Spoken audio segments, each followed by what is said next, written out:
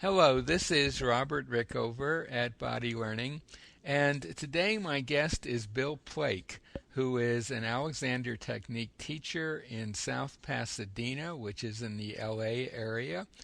He is also a critically acclaimed musician. He plays saxophone and flute.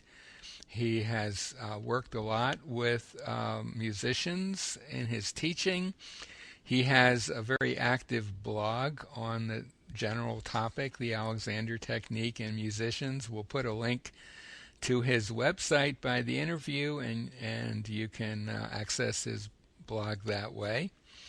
And today we're going to talk about what the Alexander Technique has to offer to musicians. Bill, welcome to the show. Thank you, Robert. I'm happy to be here. Well, I'm glad to have you on the show. I've been reading your blogs over the last year or so, and obviously you have a lot of very, very useful insights into teaching musicians, how musicians think, and how the Alexander Technique can help them. Before we talk about that sort of thing, could you begin by just giving our listeners a short description of the Alexander Technique? Well, I look at the Alexander Technique as a method of self-care primarily. Also could be looked at as a practical method of education that aims at teaching people to become aware of and prevent unnecessary muscular tension as they carry out their activities. So it's something that supports good balance and coordination, an improved sensory awareness, better use of the voice and breathing, and ease and efficiency in movement. And it's pretty much useful for anyone who wants to do things more easily or with less strain. And of course, it does have quite a long history of helping people with various stress-related ailments like back pain and neck pain and so on. But in terms of musicians, what are the special advantages that it holds out to musicians? Well, I would say too. I mean, first of all, as you mentioned, many professional musicians are plagued with chronic pain. It's not unusual for them to be in their 30s, not getting even younger now, and experiencing pain to the point where they're not able to work even. So, of course, it's wonderful for that, for helping them to rethink their instrument, to rethink what they do so that they're not creating this kind of pain. And the bigger bonus from a very creative point of view and an expressive and artistic point of view is it helps musicians to become aware of their habitual thinking when it comes to playing music, so that they're able to, rather than go out each time and sort of recreate what they've done before, they're able to go out each time and take a step into the unknown, which of course is, in my opinion, a lot of the whole aim of the Alexander Technique is being able to step into the unknown with confidence, and they're able to do that much better through implementing the principles of the Alexander Technique. And when you say recreating their habitual approach to playing or singing, could you elaborate a little on that? What maybe giving an example or two of what you mean by that? Yeah, sure. We as musicians, we sort of fall into a trap because we sort of have an idea of what it feels like to play well. And because of that, very often we get up and we're aiming for this feeling of what it feels like to play well. And of course, the trap is that when we finally gain that feeling of what it feels like when we play well, very often it does is because we're playing in a very habitual way. So our sound is back into this kind of narrow box that we put it in. Our conception of interpretation is back into this narrow box. I'm primarily an improvisational musician, and I play jazz and other kinds of improvised music. And most of the musicians that I work with, I would say more than half are improvising musicians as well. And improvising musicians, because we also have to create the music on the spot, besides interpreting it and playing it and everything else. I notice more and more that improvising musicians tend to be enslaved by their own body gestures. In fact, if you were to go, say, on YouTube and watch certain musicians, and turn the sound completely off and just watch them 8 or 9 times in a row, you're going to see kind of what I call a repertoire of stereotypical movement patterns that they make in their expression. And then if you were to go roll back about the 9th or 10th time and actually turn the sound up, you'll see that even though supposedly they're improvising, that it is their physical gestures and their tensions that are the things that are preceding what's coming out of their instrument. So to me, it begs the question of what is influencing what? Is the physical gesture and tension the thing that's influencing the creativity? Or is the physical gesture and tension something that's a result of the creative impulse? And if it's the first, if it's the physical gesture preceding the creativity, well, as you might guess, that really limits our creativity, because we tend to go down the same tension and movement and thinking patterns all the way around. And even though we feel like we're improvising, very often what we're doing when we do that is we're just sort of rehashing the past and maybe with maybe some variations on it, but not much. Right. Now, I can see how a musician who is an improvisational musician, like such as you are, I can see that what you say would resonate with them. But how about a musician who's not an improvisational one? They just want to play the standard repertoire or sing the standard repertoire well. Could you say a little more about what the problem is with going for the habitual feeling for them? Well, yes, of course, in many ways, it's the same thing. It's just a question of degrees. I think that actually all musicians are improvisational musicians, whether they're making up the music or not. I mean, if you go and listen to classical music and you listen to 10 great performances of the same piece, you're going to hear 10 very different versions of that piece.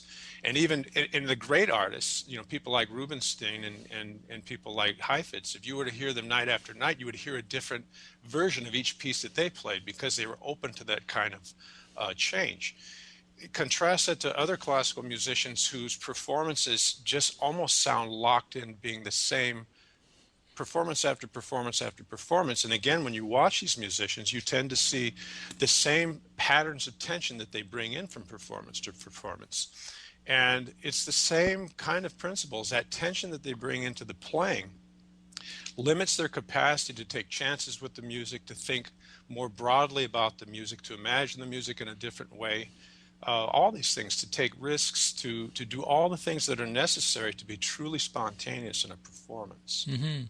Well, I'm an Alexander teacher who happens to work quite a bit with musicians as well, although I have almost zero musical ability or background. So I can't always hear the things that you're talking about. But what I see with a lot of musicians is the very thing you talked about. They have some idea about what it should feel like to begin to play their instrument or to begin to sing. And often that involves creating some tension or holding, or you'll see singers a lot who you could be talking to them and they're fine, and then suddenly it's time for them to sing and they do a little stiffening up or some little thing that in their mind is connected with singing. So maybe it would be useful.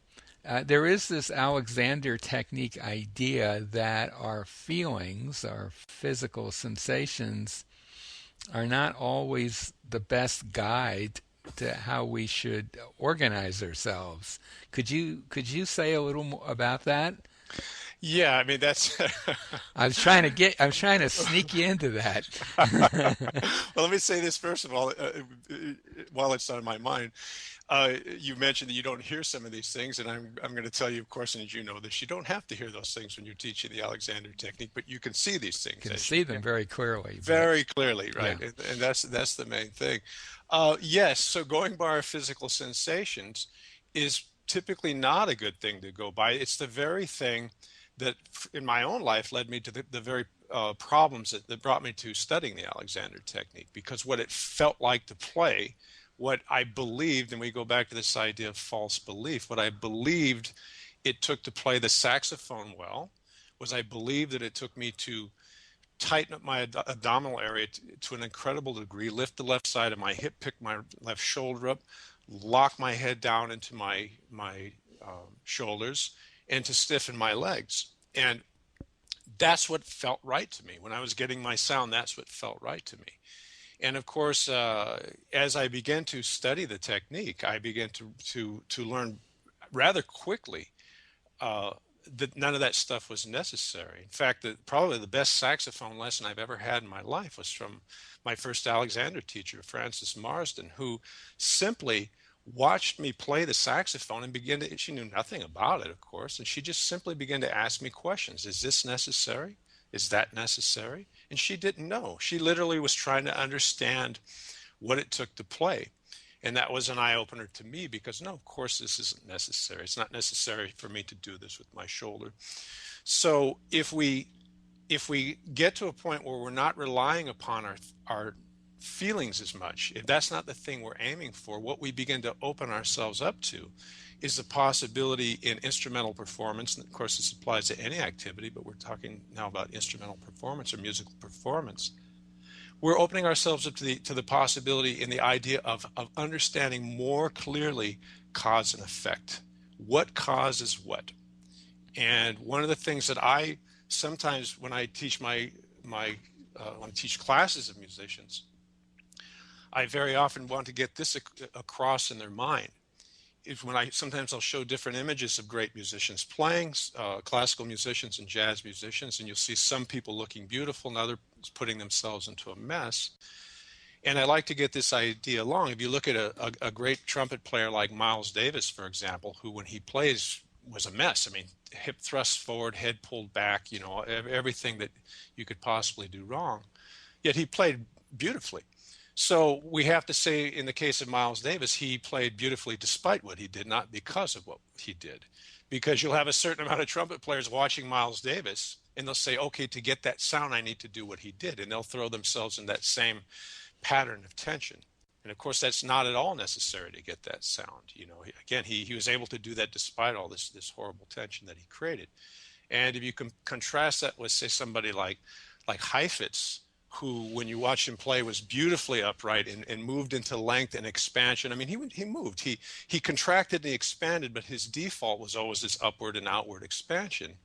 You watch somebody like that play, and it becomes clear that he's playing well because he's supported by what he's doing in his gesture. He's supported by all this. And so I don't think that Heifetz, I don't know what he was looking for, but I don't think he was looking for a feeling when he was playing. I think he was simply allowing his muse to lead his mind, his senses, and his body into playing in a very expansive, easy, and always spontaneous way.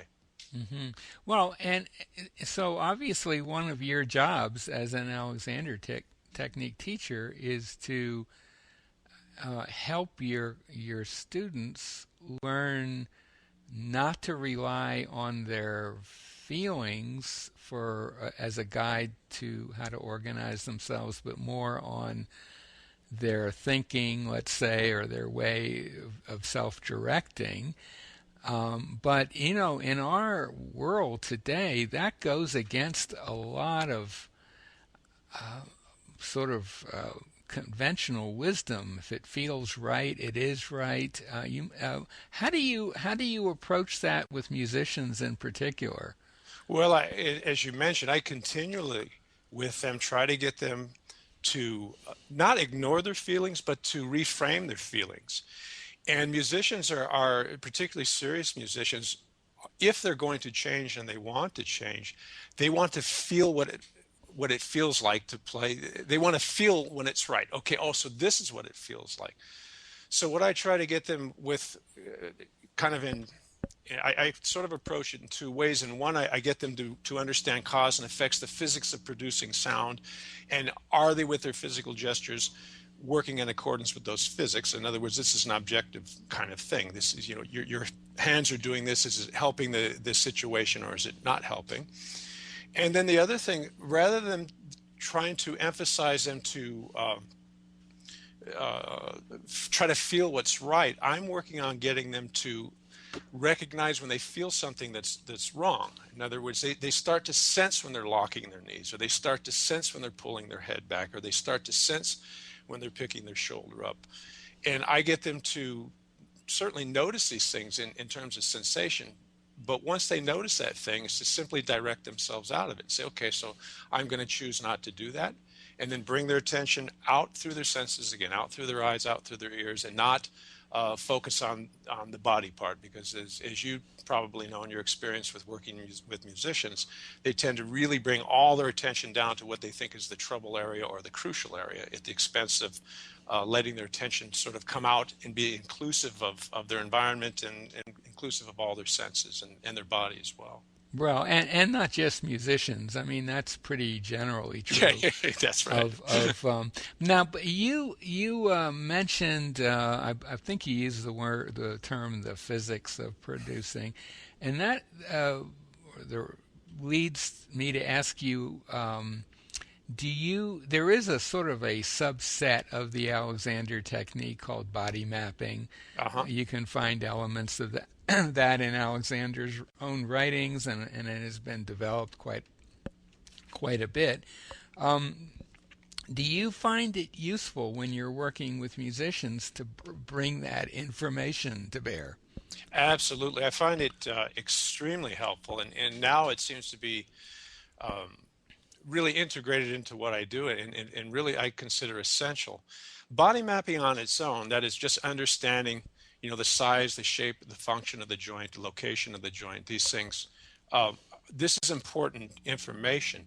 It in itself isn't always complete to help people, though, because we're still faced with, as you mentioned earlier, this faulty sensory awareness. We may know clearly where the joint is, we may know clearly how it works, but the moment we begin to put that instrument towards our face or pick up that bow or something like that, we jump right into our habit again. And that's, of course, the only way that can be addressed is through awareness and inhibition and direction. That's where the Alexander technique comes in squarely. But it ties in beautifully with body mapping. I think that for me, body mapping has been very helpful in this way. Right, I would agree. I mean, I think body mapping by itself, it can achieve some pretty amazing things, but the real power of the Alexander technique is learning how to basically self-direct yourself out of whatever mess you've gotten yourself into. I mean, that I think is the power. It's interesting. I did a interview with another teacher a few months ago who works a lot with musicians also, and she pointed out that most musicians really have no idea of how they're organized physically. They don't know where key joints are or how they operate. And the only musicians that do have maps typically are singers, but their maps are usually wrong. Does that match your experience as well? It really does. I mean, weird ideas about where the diaphragm is, for No, example, and the list goes on and on. no, But yeah, that's absolutely the same experience. And I'm always sort of stunned at how poorly mapped musicians are. And I'm thinking of an example, for example, how the lower arm rotates, how the wrist rotates. And of course, the most efficient way for the lower arm to rotate is with the ulna side, that is the pinky finger side bone being stationary, right. and the radial side, that is the thumb side, sweeping over. And I would say 60% or more of the pianists that come to me for Alexander lessons, when I just ask them to rotate their wrists, they do it just the opposite. They do it trying to hold that thumb into place as they rotate their hands. And of course, very often they've come to me because they've had severe lack of coordination or tendonitis in the elbow. And as you see, this Sure. is it's not a mystery why they're having these problems. Yeah. And so they're just terribly mismapped. And I'm laughing because when you're talking about singers, I teach at the American Musical Dramatic Academy. I teach to a lot of actors, not instrumentalists, but actors and singers and dancers and musical theater majors. So lots of people that study singing.